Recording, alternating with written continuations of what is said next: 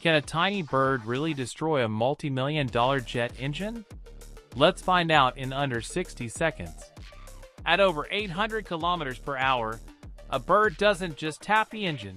It hits with explosive force, enough to shatter the fan blades inside. But here's the secret. Engines are built to fail safely.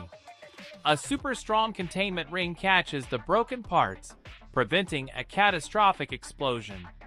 Remember the miracle on the Hudson? Both engines were knocked out by birds, but they didn't explode. The plane landed safely. So the verdict? A bird can disable an engine, but it won't destroy the plane. Like and subscribe to Flight ERA for more.